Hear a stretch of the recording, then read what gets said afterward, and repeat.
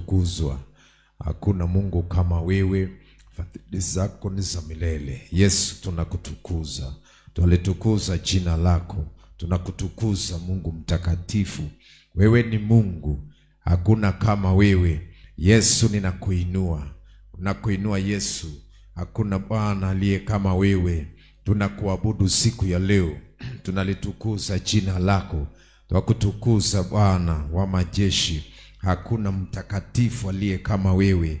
Wewe ni Mungu, kando na wewe hapana Mungu mwingine.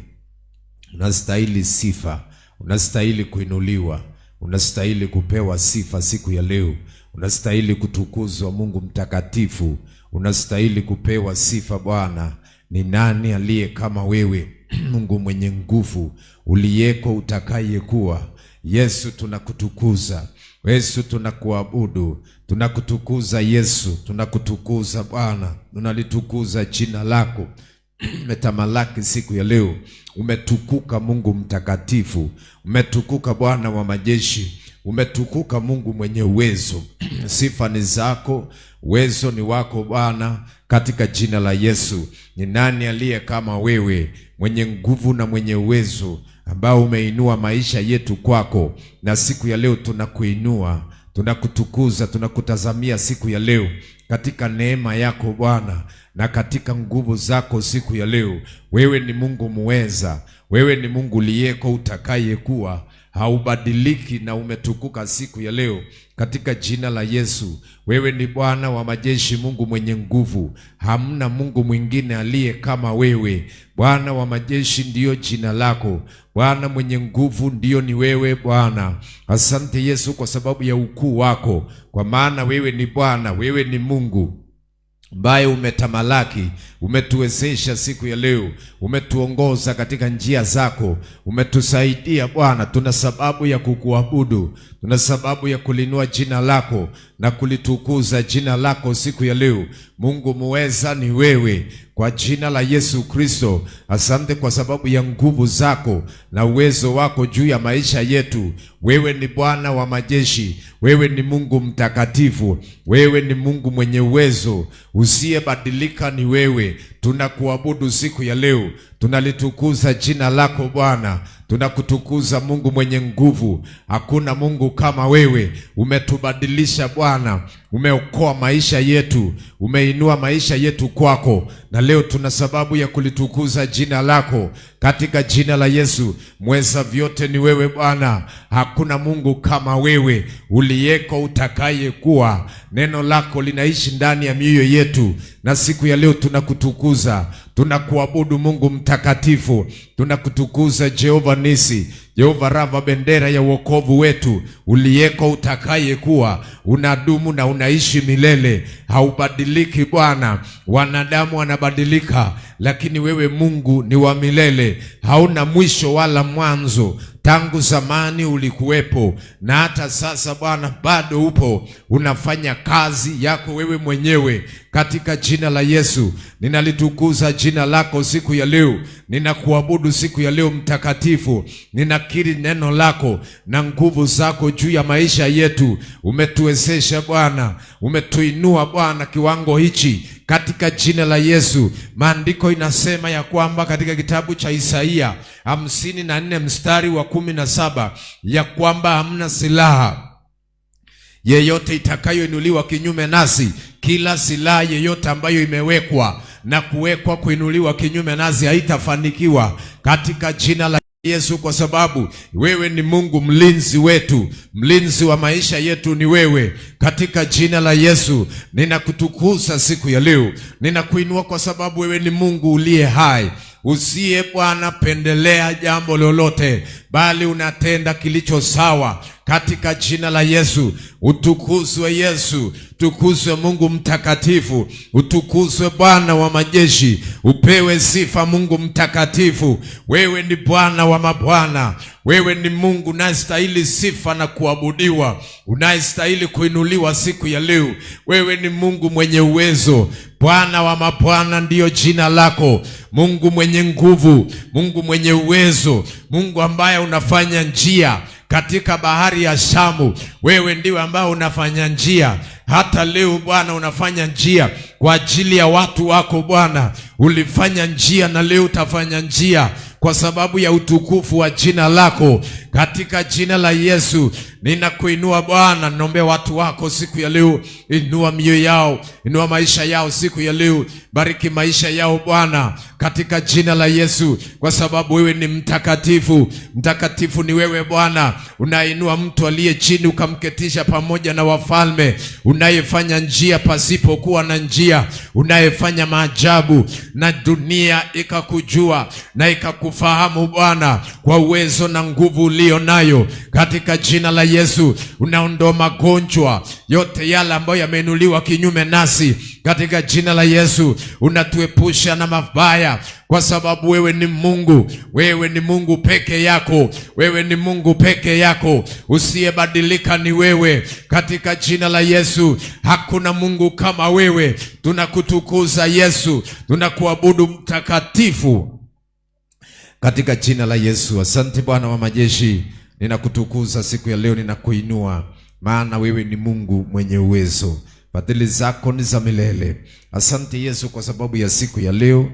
Tukuzwe na upewe sifa Bwana katika jina la Yesu. Ninakuhimidi, ninalihimidi jina lako. Utukuzwe Bwana na upewe sifa. Tunatubu siku ya leo katika jina la Yesu kwa mawazo yetu, akili zetu, dhambi na makosa na vitu ambavyo tumefanya kinyume na wewe Bwana. Tusamehe siku ya leo na ututakaze Bwana kwa neno lako katika jina la Yesu. Asante Yesu, wewe ni muweza vyote na wewe ni Mungu mwenye nguvu uliyeko utakayekuwa. Katika jina la Yesu pokea sifa na utukufu, kwa maana wewe ni Mungu uliye hai. Katika jina la Yesu Kristo ninaomba na kushukuru. Unaweza ukasema amen. Amen. Kwa hivyo nachukua fursa hii tena kukukaribisha siku ya leo katika jina la Yesu, kwa sababu ya nafasi hii ambayo Mungu ametuwezesha na ametupatia siku ya leo ili kuweza kulitukuza jina lake na kuweza kumuinua katika maisha yetu kila siku na kila wakati katika jina la Yesu. Ninaitwa mchungaji Julita wa kanisa hili la Christ Blessed Church, na Mungu ametubariki na ametuwezesha katika kanisa hili pamoja na wachungaji wengine, viongozi, akina mama, wazee, vijana, watoto na familia hii yote ya kanisa hili. Karibu sana wapendwa wetu ambao mnatusikiliza, marafiki zangu walio mbali na wote ambao wanasikiliza neno hili katika mtandao. Na ujumbe hizi unazipata kwa njia hii ya Facebook, na pia kwa TikTok utazipata, na kwa YouTube pia utazipata katika jina la Yesu. Maneno haya na neno la uzima kila na wakati katika jina la Yesu. Ninaongea leo kuhusu kitu ambacho kinaitwa a change ama mabadiliko. Inaitwa mabadiliko, a change, yani kubadilika. Na utaweza kubarikiwa siku ya leo katika jina la Yesu. Mabadiliko ni kitu ambacho kila wakati Mungu anatazamia katika maisha ya kila muumini, mtu yote ambaye amelipokea Yesu Kristo. Kinachofuatia baada ya mtu kupokea Yesu ni mabadiliko kutoka ile maisha ya zamani na kuingia katika maisha ambayo ni ya Yesu. Na mabadiliko wakati mwingine huwa inachukua muda kulingana na vile ambavyo wepesi wa neno la Mungu navyo kuja katika maisha yako. Maana nilisema kwamba mtu anaokoka wakati na safari moja, lakini mabadiliko wakati mwingine yanachukua muda. Na that is why tuko na Roho Mtakatifu ambaye kazi yake ni kufanya kazi ya Mungu ndani yetu. Yeye ni kufanya kazi ya Mungu ndani ya maisha yetu kwa muumini, kumbadilisha. Na a change sometimes is a process, but the main thing is ni ile kukubali hiyo mabadiliko yafanyike katika maisha yako. Maana Yesu wasifiwe. Hamna haja kukashifu mtu, na hamna haja pengine kufanya mtu aone kwamba pengine hafai. Lakini kitu ya maana ni kwamba wewe unabadilika na unakubali hiyo mabadiliko. Unajua unaweza kusukuma mtu abadilike na akatae kubadilika. Na kuna vitu ambavyo vitaonesha ya kwamba yeye habadiliki, kwa sababu neno la Mungu linakuja kutubadilisha. Neno la Mungu linakuja kutuweka sambamba tukae kama vile Mungu anavyotaka yeye mwenyewe. And that is why Roho Mtakatifu kazi yake ni kushawishi na kufanya kazi ya Mungu na kuweka mipangilio ya Mungu na mapenzi ya Mungu katika maisha ya Mkristo. Bwana Yesu asifiwe. Tuna mabadiliko viwango tofauti tofauti kulingana na jinsi ambavyo Mungu amekusaidia. Bwana Yesu asifiwe. So a change is very important hata kwa mshirika yule yeyote. Na hii inastahili kuonekana kwa Mkristo yeyote kwamba vile ulivyokuwa na jinsi ulivyo sasa, kuna difference ambayo tunaiona katika maisha yako. Kuna utofauti ambao tunaiona. Ni kama vile mtu kabla hajaoa na baada ya kuoa, kabla hajaolewa na baada ya kuolewa, huwa tunaona mabadiliko wa shift kutoka kwa ile njia kabla hajaolewa na baada ya kuoa. Then baada ya miaka fulani tunaona jinsi alivyoingia katika ndoa na jinsi anavyochukulia ndoa. Sasa tunaona utofauti fulani, maana mtu ako budi kubadilika ili kuweza kupelekana na hali aliyo nayo. Bwana Yesu wasifiwe. Wengine wetu pengine tuliokoka miaka zilizopita, na hii inastahili kulingana ili julikane ya kwamba yenyewe you embrace this salvation. It is when we see a change in you. The way you were 2 years ago, 3 years ago, and now you are here. We need to see a change. Bwana Yesu wasifiwe. Yule mtu mwenye aliokoka mara ya kwanza na huyu mtu mwenye amekaa katika wokovu na kuembrace a change in life, we need to see that change. Tunastahili kuona ile mabadiliko. Bwana Yesu wasifiwe. Kwa sababu Roho Mtakatifu, kama vile maandiko inavyoongea kusema ya kwamba tunda la Roho, na inataja vitu ambavyo Mtakatifu anafanya katika mshirika. Now, tukitaka kujua ya kwamba kuna mabadiliko ndani mwako, ni wakati tunapoona tunda la mabadiliko. Yes, sijui kama unanielewa. Tunda la mabadiliko lenye linatuonyesha na pengine tunaiona. Kwa mfano, kama wakati uliokoka, unajua wakati mtu kama hajakubali Yesu, unaona pengine kuna mambo fulani, tabia fulani ambazo mtu ako nazo, vitendo fulani ambazo pengine mtu anapambana nazo ili kuziondoa. Na kila wakati vitendo hivi vinajidhihirisha wazi, vinaonekana wazi ya kwamba haya, bado wewe uko na hasira, wewe bado uko na roho ya kutusamehe, wewe bado uko na vitu fulani ambavyo si sawa.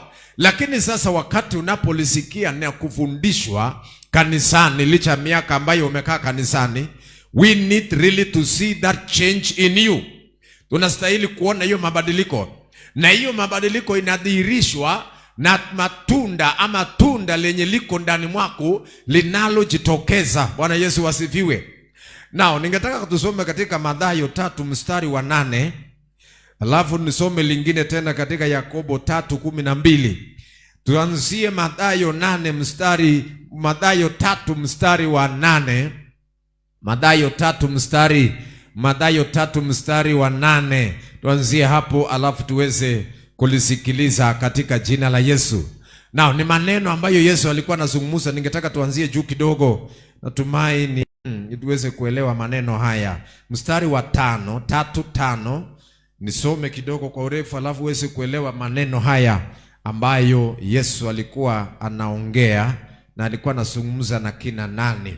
Kuna vikundi viwili ambavyo Yesu alikumbana nao katika andiko hilo. Mstari wa 5 inasema, ndipo walipomwendea wa Yerusalemu na wa Yudea wote na nchi zote za kando kando ya Yordani. Mstari wa 6 inasema, naye akawabatiza katika mto wa Yordani dhambi zao. Yes.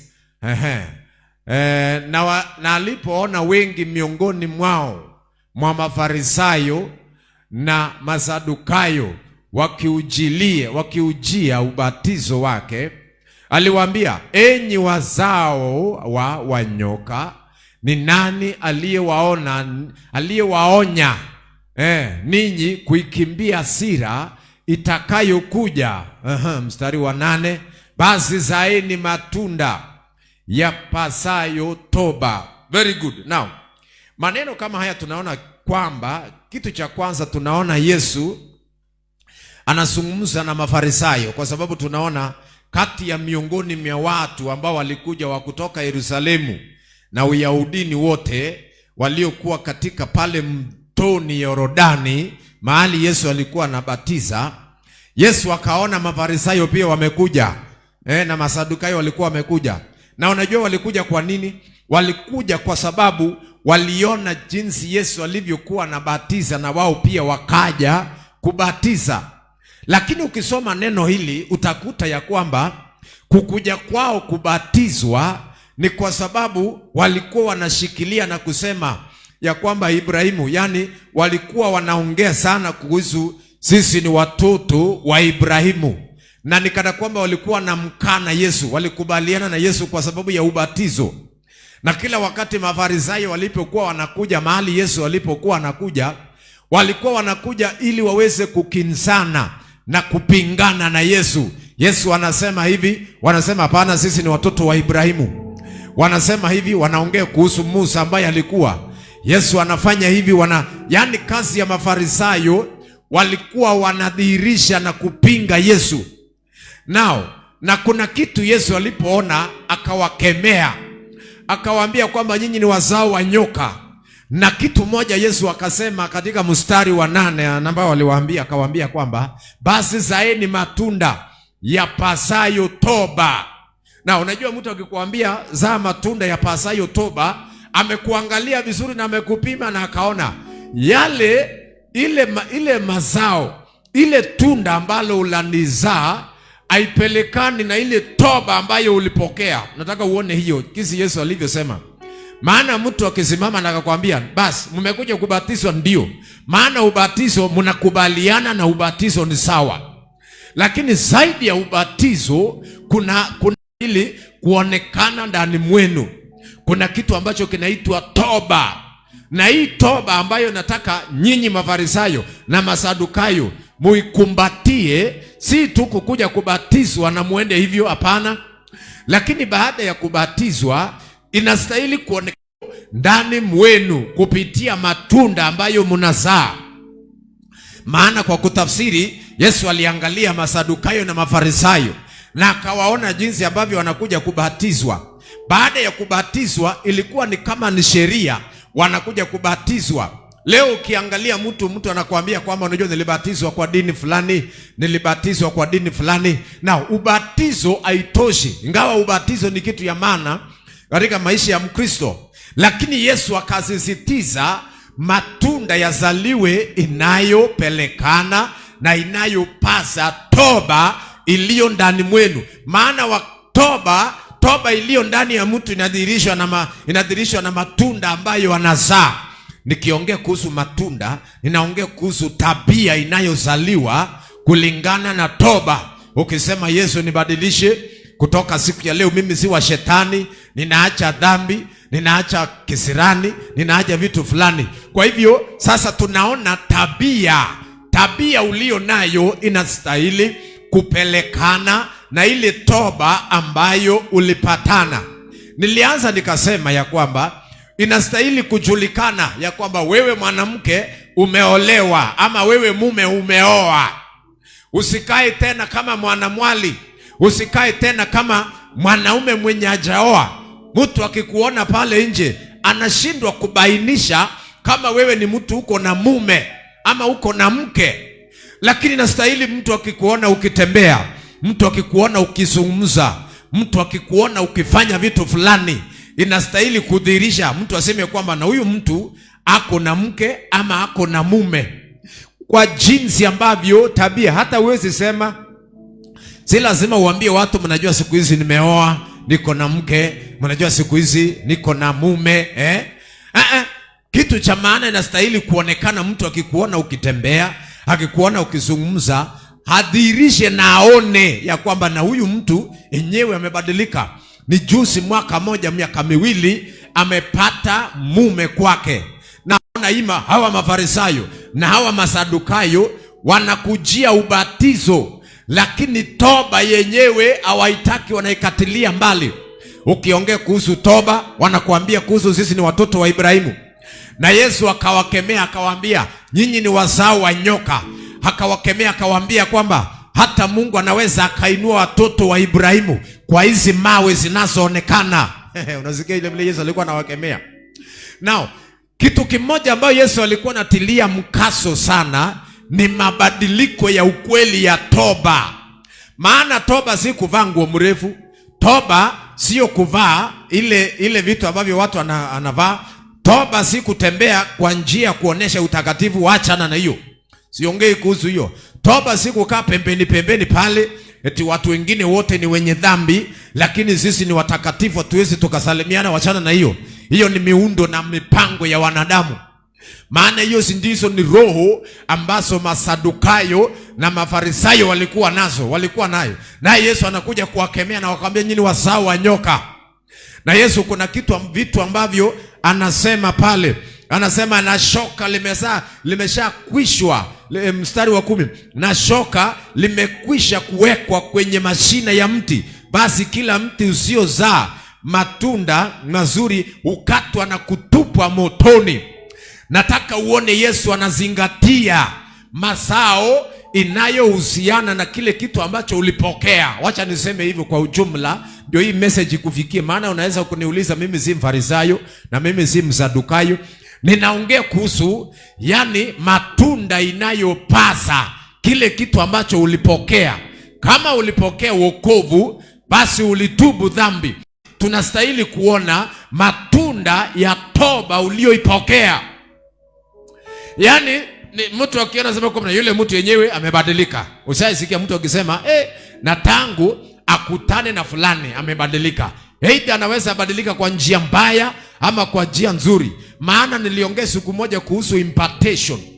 Impartation inategemea, maana unaweza ukakamata roho ya mtu ama ukakamata tabia ya mtu kulingana na vile mnavyoshinda na kukaa na yeye. Unajua dunia hii ukitembea na mtu aidha uharibike ama ukue sawa. Unaweza unajua anaweza hata kuwa pengine haja kuambia chochote, lakini kushirikiana unakamata tabia yake. Kushirikiana na yeye unaanza kufanya vitu ambavyo sio sawa. Kwa hivyo Mafarisayo hawa Yesu alipoangalia akaona uzao wa nyoka, akaona wanafiki. Yesu siku moja akawaambia, nyinyi wanafiki nyinyi. Maana wanajivalia ngozi mrefu, wanajivalia ngozi ya kondoo, lakini ndani mwao ni mbwa mwitu. Yesu ndiye alikuwa anakabiliana na wao kila siku. Yesu akienda mtoni ndio hawa wanakuja. Yesu akienda kufundisha kwenye mabaraza wako wamesimama pembeni.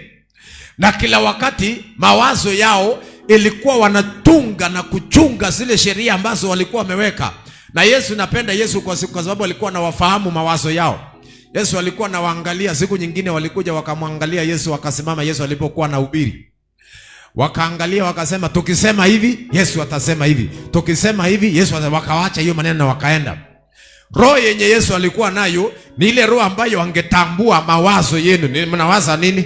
Yesu anawaangalia, anajua kwamba nyinyi mnawaza hivi na hivi na hivi. Na hiyo ndio sawa, hiyo ndio kitu ambacho ni kizuri sana. Unajua katika kanisa, katika kundi lolote, katika kusanyiko lolote, huwezi kosa watu ambao wanashikilia sheria. Hii ni sheria yetu, hii tunapaswa kwenda hivi na hivi. Hawataki kuembrace ile kitu ambacho kinaitwa a change in life. Maana a change is better. Ana Yesu wasifiwe. Now, yes. Now, sasa kila wakati unapoishi katika dunia hii, ile tabia ambayo tunaiona, ile mazungumzo ambayo tunasikia, vile ambavyo unachukua vitu, inapaswa. Kwa mfano, mwanamke yote aliye na mimba pengine katika maisha yake karibu azae ama ako miaka fulani, atakaa kama vile jinsi alivyo, atakaa jinsi alivyo. Chakula chake, kuketi kwake, kutembea kwake, kulala kwake, yote itabadilika kulingana na ile kazi ama ile mzigo alio nayo. Unaona? Na sasa Yesu alipotuokoa, tunastahili na tunapaswa mabadiliko ya ukweli. Maana maandiko inasema, tazama ya kale yamepita na sasa yamekuwa mapya. Ndio, ya kale yanaondoka na yanakuwa mapya. That is a true change, ya kwamba tabia ya zamani vile zilikuwa ninaongea, sasa mabadiliko imekuja, na sasa kiumbe kipya kinazaliwa ndani mwangu. Bwana Yesu asifiwe. Na Wakristo tunastahili kubadilika, tunastahili embrace a change in life. Maana ukikwamilia vitu vya zamani, vitu vingine utaachwa, na watu watakutambua na wataelewa ya kwamba haya, yani yeye alikuja jinsi alivyo na kubaliani na mabadiliko. Mabadiliko inastahili kuonekana kwako bwana. Maana Yesu akasema ya kwamba zaeni matunda ipasayo toba. Unayenisikiliza, zaeni matunda ipasayo toba. Ukisema umebadilika, isikuwe ni mdomo tu ambayo inasema imebadilika. Unajua ni ya change. Toba inamaanisha nilikuwa naangalia huku, lakini sasa nimebadilika, nimeenda huko. Sio maneno, sio mavazi marefu, sio kusungumuza kiutakatifu, sio it is as a change direction. You are changing from sin, na unabadilisha maisha yako kwa maongeo mabaya, kwa tabia mpofu, kwa tabia ambayo ni asiri zinazofanyika. Alafu nageuka unasema Yesu ni Bwana, na una embrace a change. Bwana Yesu asifiwe. Ukisoma katika Yakobo 3 mstari wa 18, hebu tusome hiyo Yakobo, kitabu cha Yakobo, usikie jinsi ambavyo Mungu anaongea kuhusu mtumishi kupitia mtumishi wake Yakobo. Inasema, na tunda la haki 12 Yakobo 3:12 nasema, ndugu zangu, je, mtini waweza kuzaa zeituni? Hebu sikia hiyo maneno. Moja wao ni mti na mwingine ni matunda yake. Na swali vizuri ambayo Yakobo anauliza ni hii. Anasema ya kwamba, ndugu zangu, je, mtini waweza kuzaa zeituni au mzabibu kuzaa tini? Kadhalika chemchemi haiwezi kutoa maji ya chumvi na maji matamu. Full stop. Na kila wakati tunaona ya kwamba mabadiliko yanaanzia huko ndani kisichoonekana, na inakuja katika ulimwengu unaoonekana. Kwa sababu mtu wenyewe ukiangalia, wacha sasa machungwa ya siku hizi ambayo inaitwa grafting. Naongea kuhusu machungwa ile ya zamani ambayo ni mchungwa tu, mti vile ulipandwa. Sijui kama siku hizi inaweza patikana. Ile matunda ile mchungwa, ile mti ya zamani, mti mkubwa ile. Alafu pia ukiangalia huo mti na uangalie ile nini ile kali inaitwaje, ile mtu mwingine kali inaitwaje? Sasa zote zinafanana. Ukiangalia zote zinafanana. Na sasa utafauti mali hiko ni wakati utakapoziona matunda yao wakati wa kuzaa. Utasema okay, kumbe hii ni mchungwa na kumbe hii niyo mti mwingine kali. Kwa hivyo utatofautisha wakati utakapoona matunda yao. Na swali ambayo inaulizwa hapa, ndugu zangu ambao mnanisikiliza siku ya leo, ndugu zangu, swali inaulizwa hapa ni hivi: je, mtini waweza kuzaa zeituni? Je, jibu lako ni lipi? Langu ni la. Langu ni la. Na sijui lako ni lipi. Anauliza, mtini waweza kuzaa zeituni au mzabibu kuzaa tini? Jibu langu ambalo niko nalo ni la. Na kama utaona zeituni inazaliwa, ujue huo mti haikukuwa mtini, ilikuwa ni mti wa zeituni. Namaanisha nini? Namaanisha kusema ya kwamba ukiona mtu ile tabia imejitokeza, ujue mpaka pale ndani hakuna mabadiliko ya ukweli. Inamaanisha kile kilisalia ndani ndio kinachotokeza kenye kiko nje. Ujumbe huu ni wa baraka sana. Ni ujumbe wa kibinafsi wa kukusaidia kubadilika. Ana Yesu asifiwe. Na ukisikia mtu akitukana, kwa mfano nikupatie, wacha nilete point nyumbani. Ukisikia mtu akikutukana, akikwambia maneno eti ya kwamba anatoa nje, ndani ni tofauti, la.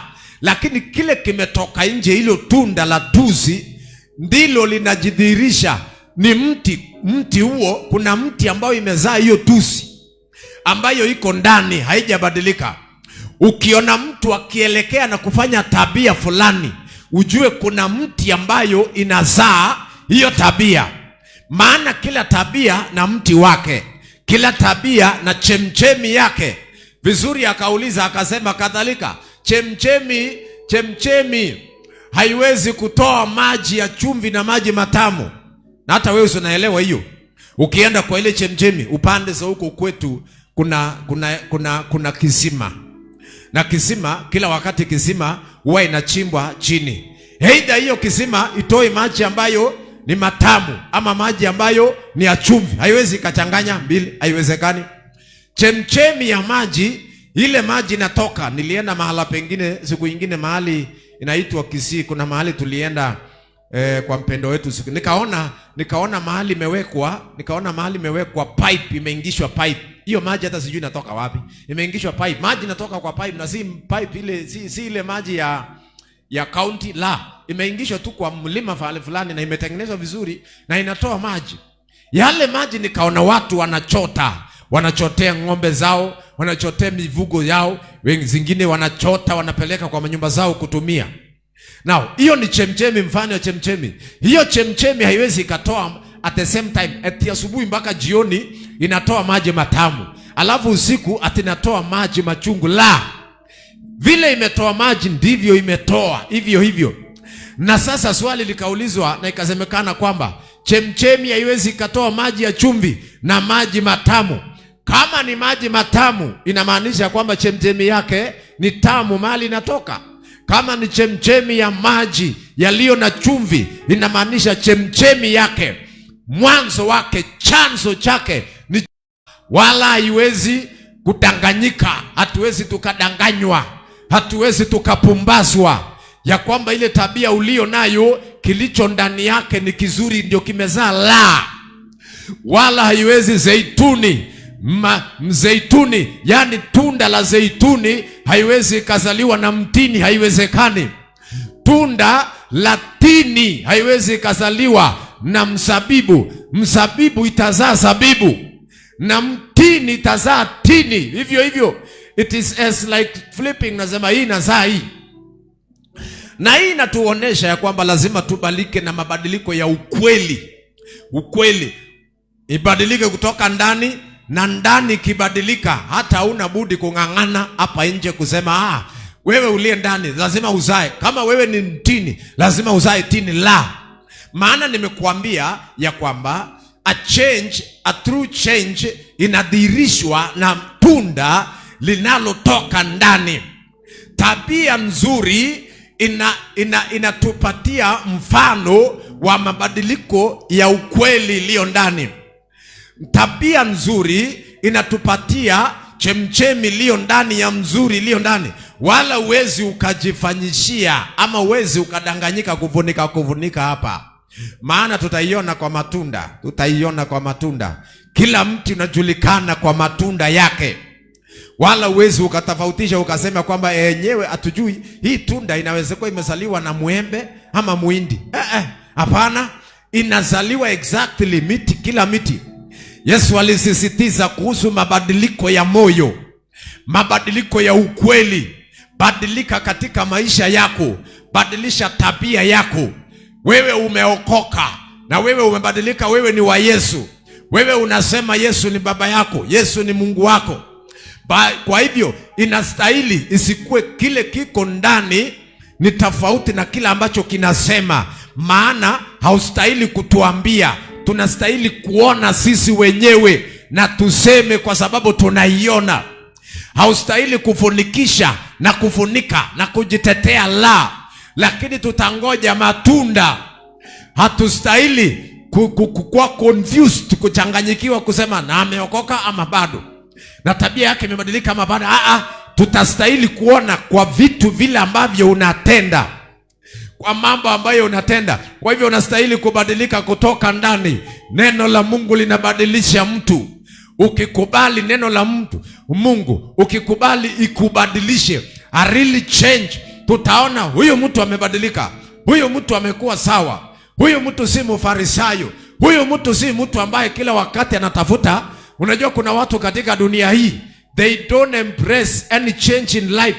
Wako jinsi walivyokuwa. Mtu akisimama kutoa ushuhuda, na mtu akisimama mahala fulani, hata vile mimi nahubiri saa hii, pengine unaniangalia unasema hawa ni wale watoto wa juzi, ni watoto wa juzi. Then uko radhi kusimama sana na kusema unajua miaka yetu tuliokoka, miaka hata kabla miaka yangu sijazaliwa ndio niliokoka. Ni sawa, ninaheshimu umri, naheshimu miaka, lakini swali nauliza, je, kuna mabadiliko yoyote yaliyo ndani mwako? Maana kama kuna mtu ambaye alisumbuana na mafarisayo na masadukayo, watu wa dini, ni Yesu. Yesu alitoka juzi, alizaliwa na Mariamu, na walikuwa wanamjua ya kwamba ni mtoto wa Yusufu, lakini siku zote alikuwa wanakuwa challenged na Yesu. That is why walikuwa wanakuamilia Ibrahimu, wanakuamilia Musa, hawajui ya kwamba Yesu alikuwa pamoja na Musa na Ibrahimu na siku zote. That is why kila siku walikuwa nasumbuka. Maana kama wangekuwa na mabadiliko ya ndani, kama mabadiliko ilikuwa ya ndani, mafarisayo na masadukayo, basi wangetambua na waelewe ya kwamba na huyu ametokana, ni mzao wa Ibrahimu. Wangejua kwamba huyu ni mzao wa Ibrahimu kama sisi. Lakini ilikuwa ni vigumu kukubali, maana walikuwa wanafiki. Walikuwa wanakaa hivi, wanashindwa, wanashangaa, wakimwangalia Yesu, wanaangalia, wanakumbuka Ibrahimu, wanakuta kwamba haipelekani. Maana walikuwa wanafiki. Kile kilichokuwa ndani, mabadiliko yao ilikuwa ni hapa nje. Mabadiliko ya ndani itashuhudia pamoja na wewe ya kwamba huyu ni sawa ama sio sawa. Sijui kama hiyo point umeelewa. Mabadiliko ya ndani itawiana na yule mtu ambaye pia amekuja kwa njia hiyo. Kama anatoka pale mahali ambapo hata wewe umefika, basi itakuwa ni rahisi kupelekana, kwa sababu kuna mabadiliko ya ndani. Utamuelewa ya kwamba huyu mtu ni wa Mungu ama si wa Mungu, kwa sababu there is a real change inside.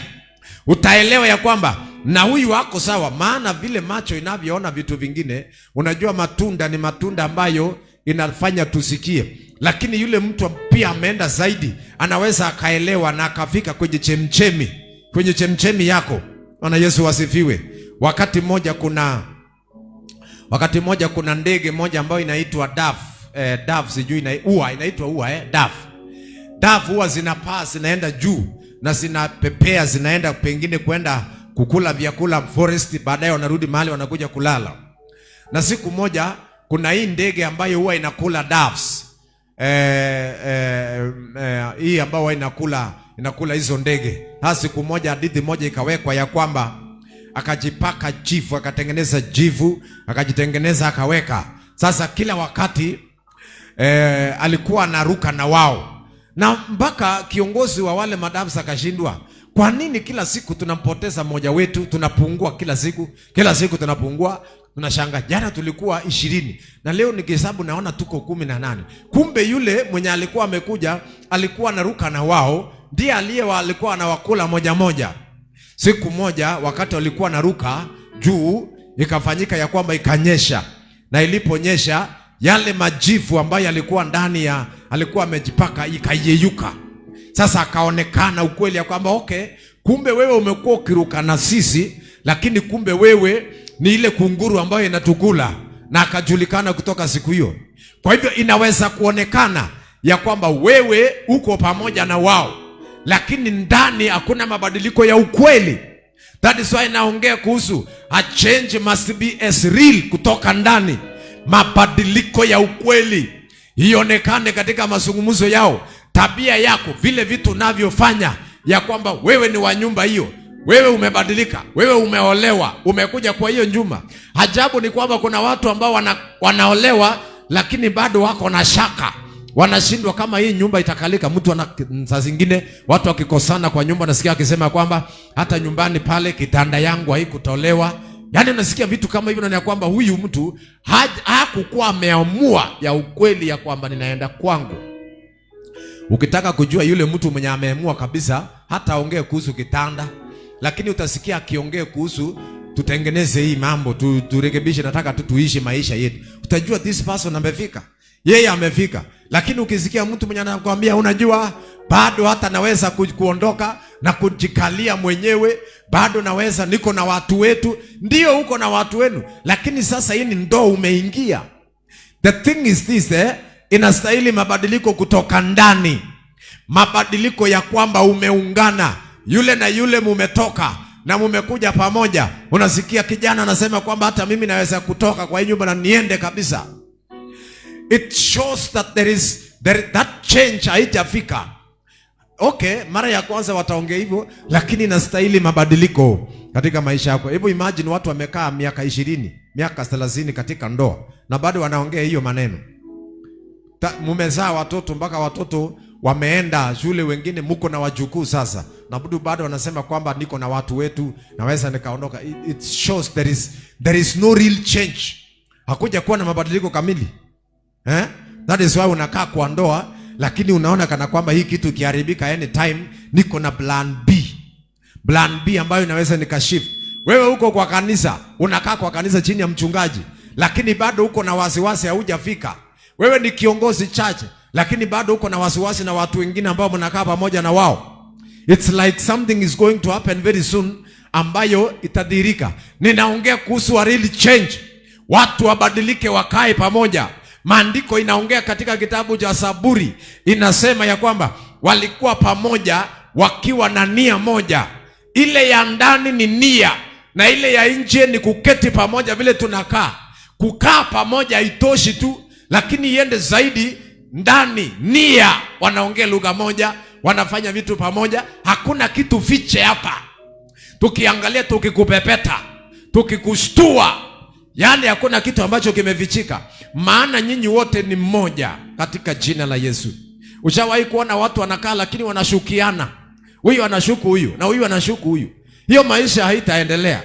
Hiyo maisha haitakuwa sawa, kwa sababu inadhihirisha sasa ni mfano ya ile ambayo mnatembea pamoja lakini hamna nia moja. In case of anything, kila mtu ataenda kwa njia zake. Niliona kitu kimoja siku moja ambao ilikuwa imewekwa kwa TikTok. Mtoto aliwekwa katikati. Mama na baba walikuja, walimlete mtoto. Walipomweka katikati mahali, basi wakatawanyika. Mama akakimbia huko na baba akakimbia huko. Unaona? Now, sasa katika ile njia, yule mtoto anajaribu kukimbia kwa mama, anaona anajaribu kukimbia kwa baba, anaona mtoto akabaki katikati kama anasheka, anatetemeka na kulia. That one tells you that huyu mtoto alikuwa amembrace baba yake na amembrace mama yake. Akitaka kwenda huko anavutiwa na mama, akitaka kwenda huko kwa baba anavutiwa na baba. Anabaki katikati kama anashindwa ni wapi. Because there was a real acceptance kwa huyo mtoto ya kwamba huyu ni baba yangu na huyu ni mama yangu. Ana ikawa hivyo. Lakini ikifika mahali unakuta ile anakimbia kwa baba ama kimbia kwa mama, ujue hapo kuna hatari. Mmoja wao atakikani. Naongea kuhusu a real change in life. Mahali ambapo umebadilika, umefika mahali unasema ya kwamba Yesu ni wangu na siwezi nikarudi. Unajua, unaweza ukafahamu. Kwa hivyo tunastahili kubadilika, wapendwa. Shughulikia sana ndani. Hapana shughulikia hapa nje sana kuonekana wewe uko sawa, kuonekana kwamba mavazi yako sawa. Hiyo hatuna shughuli nayo, wewe fanya tu. Lakini yule mtu wa kiroho atangojea matunda, atapatia wewe muda. Atakupatia muda. Na Yesu asifiwe. A real change in life is very important. Kitu ya maisha, hata kwa maisha ya kawaida, a change is very important. Mabadiliko ni sawa. Vile wewe ambao unaishi, unastahili kuembrace vitu vingine, accept watu wengine katika maisha. Ukisema umesamehe mtu, tuone msamaha ya ukweli. Tukikuona ukisema yule nimemsamehe, ama ukisema ninampenda fulani, utapimaje ya kwamba mtu anampenda? Unajua, si kwa kusema tu ninampenda, ni wakati atakapo kukukosea ndio tuone kweli tunda la upendo ulio nayo. Unasikia vile ninasema? Yaani mpaka akukosee ile makosa ambayo nasema na hapa yenyewe hata hapa hakuna msamaha, lakini tu inakubidi kwa sababu wewe ni uko na upendo, unamsamehe na unaachilia. Ndio tutaona tunda la upendo. Si kusema tu tunapendana, tupendane, lakini ndani nia hatuna nia moja, hatukai pamoja, hatuendi pamoja. Watu wanasema kwa familia tunapendana, lakini ni upendo ya unafiki. Mnapendana kwa sababu muko pamoja, mnafunika kitu ambacho watu wengine wasiona. Sema sasa kuja tupendane, tukae pamoja ndio watu waone tunapendana. Lakini wakati muko peke yenu, ndio ni kama vita ya Iraq na Kuwait ile ilikuwa zamani. A real change ni ile upendo ya ukweli. Hata kama ukinikosea, lakini nitakusamehe kwa sababu niko na upendo wa Kristo Yesu. Hata kama pengine kuna jambo, that is the true love. Na mahali watu wako na upendo wa ukweli, watafanya kitu nia moja na watafanikiwa, na Mungu atakomanda blessings pale. If you see a stagnation in a family, if you see a stagnation in a church, inamaanisha hakuna upendo wa ukweli. Inamaanisha watu hawasameheani, watu wanabebana. Inamaanisha kuna wengine wako na unafiki na wengine. Unajua katika Mathayo kuna neno ambalo linaongea kuhusu boriti na ile kuna kitu kingine ambao boriti na hiyo kitu kingine. Yaani watu wanaonana, yeye anaona yule shida ya yule, lakini yeye ajui yako na shida yake yeye mwenyewe. Kwa hivyo inamaanisha kwamba wapendwa, tuzae matunda yapasayo toba, kwa kubadilika. Embrace a change in your life. Kama wewe ni mume ambao umeishi katika miaka yako, siku zote wewe ni simba throughout. Simba tu. Watoto wakiingia, wakisikia tu baba yao ameingia, wanapotelea. Na unafurahia tu hiyo, unasema tu hiyo unafurahia. Sasa wewe ni simba, ukifika simba amefika amenguruma, inakusaidia na nini? Ni nini ambayo imekusaidia nayo? Mama, wewe ni kelele kwa nyumba. Kila kitu ni kelele. Na umeokoka na mnaenda kanisa kubeba Biblia, mnaenda kanisani. Mpaka hata watoto wanashangaa kama huyo ni baba na mama wanaenda church na ni viongozi kanisani. Wengine ni deacons, wengine ni elders, wengine ni wachungaji, wengine nini. Wazazi mpaka wanashindwa kama kanisa inakuanga hivyo. They really know exactly tabia yenu. We need a real change in life, mabadiliko ya ukweli. Baba na mama mbadilike. Maana mtafanya hiyo vucho mpaka siku gani?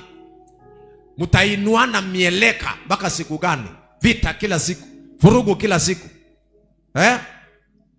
It is good to change. Sometimes you embrace a change. Maana hiyo ndoa si yenu, hiyo ndoa si ya kwanza. Kuna wengine walikuwa na iliisha na watu wakaenda. Kwa hivyo hata hiyo you need to embrace a change in life. Mabadiliko. Bwana Yesu asifiwe. Embrace a change in your life. How you do things. It is good to embrace a change. Penda watoto wako, penda familia yako, penda watu wenu. Rudianeni kama ni familia. Ndugu amekaa ngumu, anasema kwamba hii shamba unajua mimi ndio nagawa, ile ya kwenda mimi nitapeleka sehemu ya juu. Na unajua shamba baada ya miaka 80 unawacha. Nani alienda na ardhi? Hakuna. Kila mtu aliwacha. Embrace a change in life. Mabadiliko katika maisha yako kwa jina la Yesu. Ishia kwa Mungu. Enda kwa Mungu, vitu vyako vyote. Enda kwa Mungu ili ubadilike katika jina la Yesu. Bwana Yesu, nakushukuru kwa sababu ya neema yako na kibali chako juu ya maisha yetu siku ya leo. Tusaidie kuzaa matunda inayopasa toba. Tabia zetu zikabadilike katika jina la Yesu. Nakushukuru na kukuinua kwa neema yako. Naombea watu wako, nguvu zako na uwezo wako katika jina la Yesu Kristo. Naomba na kushukuru. God bless you. Mebarikiwa sana katika jina la Yesu. Tuonane wakati mwingine kwa sababu ya nafasi nyingine ambayo Mungu ametupatia. Amen. Shalom and God bless you.